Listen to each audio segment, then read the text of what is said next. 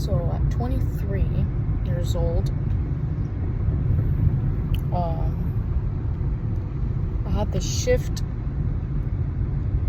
that really happened when I was sitting at university. Last class I ever took was 23. And when I look back, that's really the shift that made me who I am today. I think I had to make a decision of who I wanted to be and what I was about, and that gave me purpose and like my character. Although I think a lot of things, of course, happen in life, and you don't really know until later on when you look back. I think reflection is a very important part of evolving as a human being. And so I really had to make up my mind. Was I going to live my life pleasing other people, or was I going to live my life according to my own wisdom and my own understanding of that person that I see in the future being me? Like, did I want to accomplish being that person? And that ultimately ended up being the case. I wanted to stop living my life for my parents, stop trying to please other people, and really hone in onto being the best version of myself. And I made that decision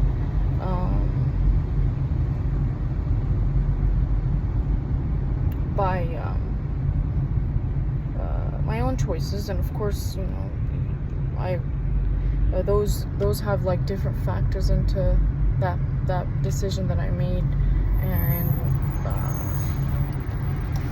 a lot of times when I think back, those different factors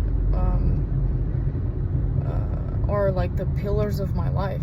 I feel like I'm only 30 years old, and you never know what's gonna come in the future, but I think those pillars were really created when I turned like that time, age 23 to 24 is very important. And some of those are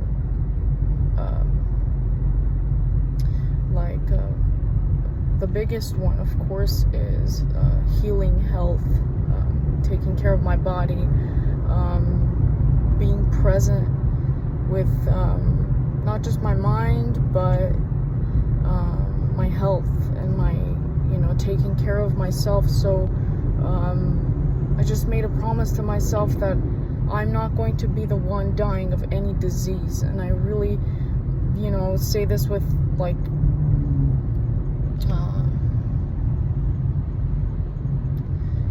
understanding, and it's important to me, because I found out, through my own research, there's a lot of understandings that I didn't know, and a lot of unlearning I had to do to get to really learning the truth about our bodies, and that's one thing. So that was a set pillar that was a very important thing to me. And no matter what I was going, every day I'm thriving to have a better alkaline diet, avoid the things that are going to harm me, create substitutions. The foods that I love eating, I can substitute, and be better, more alkaline. And then another pillar is pleasing my parents, because of my culture. You're obligated to kind of fulfill what they need from you, which is, it's not a bad thing. It's just my parents brought me here, And I feel like the expectations from Iran came here too. And that's not fair, because first of all, you brought me to a country that, they had absolutely no idea about the culture, the language, the environment, the societal effects, nothing. So, not to blame them, but when you bring, when you bring a child to a new environment, there's a lot of adjusting happens over the next 20 years of their life. And I'm not exaggerating that at all. To this day, some of the effects I still feel, and I have to adjust, and I have to, you question your identity pretty much. Not in a bad way, it's just learning, evolving, adjusting. So that's a big pillar. And so that led me to make another very, very big decision because of school. Was I going to continue school? Was I going to graduate? Was I going to stop? I really wanted to quit. Personal choice, I wanted to quit. But I just kept continuing because my mom, I had promised to her that I was going to finish for her, right? So I had to come in conclusion with that. What's more important, my mom's fulfillment in saying my daughter got a degree, or me following the path that I've learned, in a personal thing, that I don't care about this school stuff anymore. This is all bullcrap. And to me, it was bullcrap because I wasn't really following my goals or anything. I was just accomplishing something that someone told me through, X, Y, and Z. I'm gonna get a job, and I found out, no, you can't just become a physical therapist. You can't just become, I really wanted to be like a sports medicine,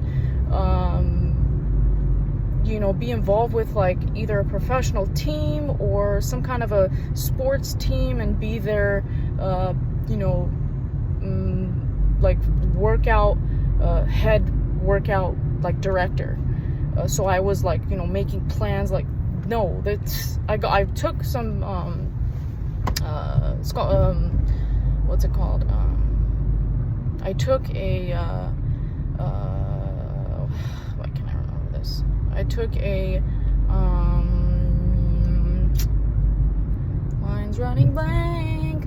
Oh my gosh, I can't remember that damn word. But pretty much I did this 6-week session at CSUN, where I went with the sports medicine or sports directors, and I got to kind of affiliate myself with like all the sports teams, and we went through what they do, and I pretty much got the gist of it. The gist of it is that you cannot just get a job like that, for especially being female. You have to fight and scratch and years of, God, Jesus, a lot of things you have to do to get there. And not that I didn't want to do it, it's just, I'm like, do I really want to be in this? It wasn't really fun. I thought it would be fun, but it wasn't fun anyway. So I did a long tangent about that. But yeah, that's another big pillar. So I quit school and I said, Mom, I'm very sorry, but I just had to do it for myself. Of course she won't understand. It's not her obligation to understand, but I just had to make that choice. Because in my culture, it's just very deemed down on if you kind of like become your own person, like, kind of veer off, and we don't really do that in my culture, but I did. I had to, because not to be an offense, but I just did what I knew was best for me and my future, and I'm glad I did. There's zero regrets. I was literally like 8 classes away from getting my bachelor's degree in kinesiology, but I don't regret it. I mean, I learned a lot. I still have many notes. I had some very good, hard freaking teachers. If you want to study kinesiology and you really have like goals, I would highly recommend. CSUN has a very good program, and like, of course, some of the coaches I don't really, you'll see. But yeah, so yeah, Yeah, that's my spiel for the day. Have a good day.